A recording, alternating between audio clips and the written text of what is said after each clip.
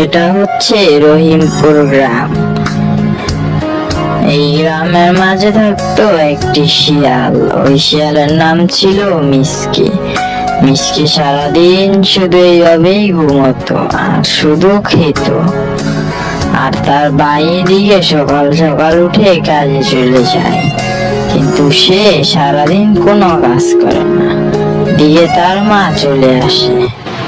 মিসকে, ওই মিসকে, মিসকে, ওঠ বাবা, ওঠ, সকাল হয়েছে, উঠ উঠ, এখনো উঠিস না ঘুম থেকে, ওঠ বাবা, ওঠ।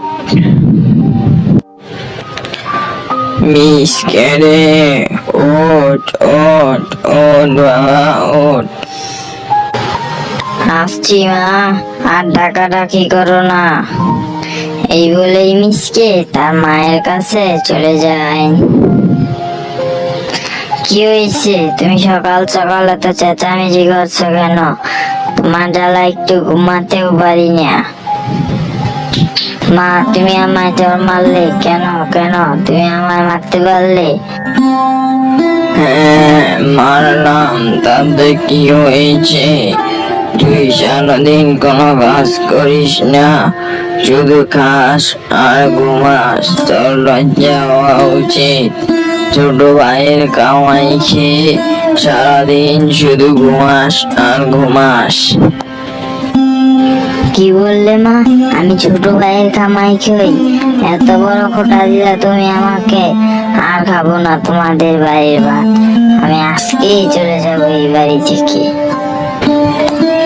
এই বলেই মিসকে বাড়ি থেকে চলে যায়। যা যা, তোর মতো অলসের কোথাও জায়গা হবে না। সকাল হলে আবার বাড়ি চলে আসবি, কয়দিন বাইরে থাকবি? মা আমাকে মারলো, মা আমাকে মারলো, আমি আর বাড়িতে যাব না। আমি আর বাড়িতে যাব না।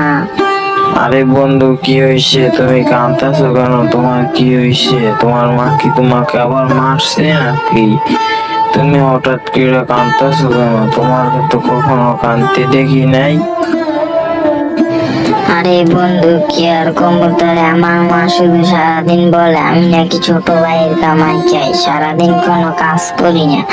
তুই বল, এটা কোনো কথা? এত বড় অপমান, আমি আর যাব না বাড়ি। আরে বন্ধু শোন, রাগ করিস না। আর যাই হোক, তোর মা তো ঠিকই বলছি। দেখ, আমি সারা সপ্তাহ কাজ করি, শুধু শুক্রবারে ঘুমাই একটু ভালো করে। আর তুই সারা সপ্তাহে কাজ করিস না, ছোট ভাইয়ের কামাই খাস। তোর তো একটা লজ্জা হওয়া উচিত। তোর মা তো তোকে ঠিকই বলেছে। কি বন্ধু, তুই আমাকে এটা বললি? তুই আমাকে আজকে দেখতে পারছিস না? একদিন আমি কাজ করে তোদের সবাইকে দেখিয়ে দেব, দেখিস। একদিন আমার অনেক টাকা হবে, তারপর আমি বড় লোক হয়ে তাদেরকে দেখিয়ে দেব। এই বলেই মিসকে মনের ভেতর কষ্ট নিয়ে তার বন্ধুর কাছ থেকে চলে গেল।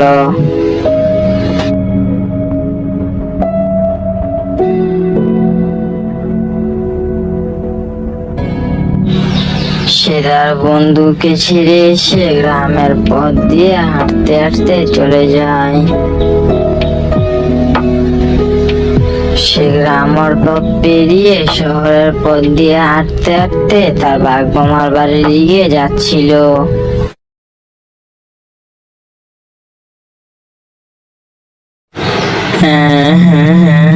আজকে তো আমি কোনো কাজ পেলাম না। আজকে বাড়িতে গেলে মা আমাকে বকবে। আমি কিভাবে বাড়িতে যাই, কিভাবে যাই? মিসকে তার মামার বাড়ির পাশের রাস্তায় চলে আসলো। রাস্তাটা একটু কাদা থাকায় তার হাঁটতে দেরি হলো। এন্ড ফাইনালি সে তার মামার বাড়িতে চলে আসে। মামার বাড়িতে এসে সে কাউকেই দেখতে পায় না, তাই সে একটু অপেক্ষা। সে কাউকেই দেখতে না পেয়ে ডাকাডাকি শুরু করে দিল। বাঘ মামা, ও বাঘ মামা, বাঘ মামা বাড়িতে আছো? বাড়িতে কেউ আছেন? বাঘ মামা, ও বাঘ মামা, বাড়িতে আছো? আরে কে আমায় ডাকছে?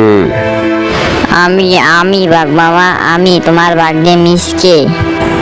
ও ভাগ্নে, তুই তা কি মনে করে আসলি? আচ্ছা দাঁড়া, আমি আসতেছি। এই বলেই বাঘ মামা মিসকের কাছে যাওয়া শুরু করলো। আরে মিসকে, তা কি মনে করে আসলি ভাগ্নে আমার বাড়ি? গরিব আমার বাড়ি কি মনে করে আসলি? তুই তো কখনো আমার বাড়ি আসিস না। আমার বাড়ি ভাগ্নে আসবে, এতে আবার মনে করার কি আছে? এমনি আসলাম, একটা দরকার ছিল তাই। ও আচ্ছা, তা কি দরকার বল আমাকে, দেখি আমি কোনো কিছু করতে পারি কিনা। কি মনে করে আসলি? আসলে হয়েছে কি মামা, অনেকদিন ধরে বাড়িতে বসে আছি, আজাইরা থাকতে আর ভাল লাগে না, তাই আসলাম তোমার কাছে কোনো কাজ আছে কিনা আমি করব, এই আর কি, তাই আসলাম। কি, তুই কাজ করবি? তা তুই এত দেরি করে আসলি কেন? তুই আরো আগে আসবি। তুই কাজ করবি, তুই আগে আসবি। আমার যত কাজ ছিল সব তো অন্যদেরকে দিয়ে দিছি, এখন আর কোনো কাজ নাই। পরবর্তীতে কোনো কাজের ব্যবস্থা হইলে তোকে বলবো। আচ্ছা তাইলে আমি এখন যাই, তোমার কাছে যদি কোনো কাজের ওই স্থান খালি হয় তাইলে আমার খবর দিও, আমি চলে আসবো, মনে থাকে যেন। আমি আজকাল লাগে গেলাম, পরবর্তীতে আবার আসবো না কাজের খবর পাইলে। আরে বাইকনিয়া, যাইবা গা মানে তুমি মামার বাড়িতে আইছো, বেড়াইবা না? কাজ না পাইলে পরে আরেকদিন আমি তোমার খবর দিব, কাজের পাও কইরা বেড়ায় যাও। আরে না না না, আজকে বেড়ান যাইব না, যাইগা আজকে অন্য আরেকদিন আইসা বেড়ামুনে। আজকে আমার অনেক জায়গায় যাইয়া কাজ খুঁজতে হবে, আর নাইলে মায়ের বাড়ি গেলে মারবো। ও আচ্ছা, এই ব্যাপার তাইলে। তুমি তোমার মার বকা খাইয়া আসছো কাজে, এইটাই বলে ঠেলার নাম বাবাজি। এরপর মিসকে তার মামার কাছ থেকে বিদায় নিল। অন্য কোনো কাজ পাওয়া যায় কিনা সে তার উদ্দেশ্যে তার মামার বাড়ি ত্যাগ করলো। সে গ্রামের পথ দিয়ে অন্য গ্রামে চলে যায় কোনো কাজের সন্ধানে। সে অনেকের বাড়িতেই কাজের খবর নেয়, কিন্তু কেউ তাকে কোনো কাজ দিতে চায়, কারণ সে অলস। অনেক সময় খোঁজাখুঁজির পরও মিসকে কোনো কাজ না পেয়ে সে তার গ্রামের দিকে রওনা হয়, কিন্তু তার গ্রামটা অনেক দূরে থাকায় সে হাঁটতেই থাকে, কিন্তু তার পথ ছোঁয়াচ্ছিল না। সে এসে একটা বট গাছের তলায় পৌঁছায়। সে বলতে থাকে, আরে আজকে তো কোনো কাজ পেলাম না, আজকে যদি বাড়ি যাই তাইলে মায়া আমারে মাইরাই যাইবো, এখন কি করি কি করি। আর ঠিক তখনই সে কথা বলতে বলতে অদৃশ্য থেকে শব্দ আসে, এই মিসকে শোন, তোর বাড়ির পাশে গিয়ে দেখবি একটা জাদুর আম গাছ, তোর এই কষ্ট দেখে আমি তোকে এটা দিলাম। আমি হলাম অদৃশ্য পরী, তুই আমাকে কখনোই দেখতে পাবি না। এই কথা শুনে মিসকে মনে আনন্দে বলে উঠলো, যাক, তাহলে আজকে থেকে আর কোনো কাজ করতে হবে না, শুধু বাড়িতে বসবো আর আম বিক্রি করে চলবো।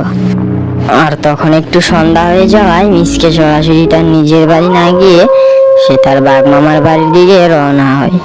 সে তার বাঘ মামার বাড়িতে এসে পৌঁছয়, আর সেখানেই সে রাতটা অতিবাহিত করবে। পরের দিন সকালে মিসকে সকাল সকাল উঠে তার মামার বাড়ি থেকে কাউকে না বলেই সে তাড়াহুড়া করে তার বাড়ির দিকে চলে যায়। সে আজকে খুবই উৎসাহিত, তার কাছে রয়েছে একটি জাদুর আম গাছ। সে খুব জোরে জোরে হাঁটছিল, কিন্তু তার হাঁটা কিছুতেই ফোরাচ্ছিল না, কারণ সে খুবই ক্লান্ত ছিল। ফাইনালি সে তার বাড়িতে এসে জাদুর আম গাছটা দেখতে পায়। বন্ধুরা, এরপর গল্পটা এখানেই শেষ হয়ে যায়। তোমাদের কাছে যদি গল্পটা ভালো লাগে তাহলে ভিডিওটিতে একটি লাইক করে চ্যানেলটিকে সাবস্ক্রাইব করে দাও, তাহলে আমরা নতুন একটি ভিডিও বানানোর প্রেরণা পাই। আর তোমরা যদি ভিডিওতে লাইক না করো তাহলে আমরা কিভাবে বুঝবো তোমাদের কাছে ভিডিওটি ভালো লেগেছে? আর তোমাদের কোনো মন্তব্য থাকলে তা কমেন্ট বক্সে জানিয়ে দাও। ধন্যবাদ।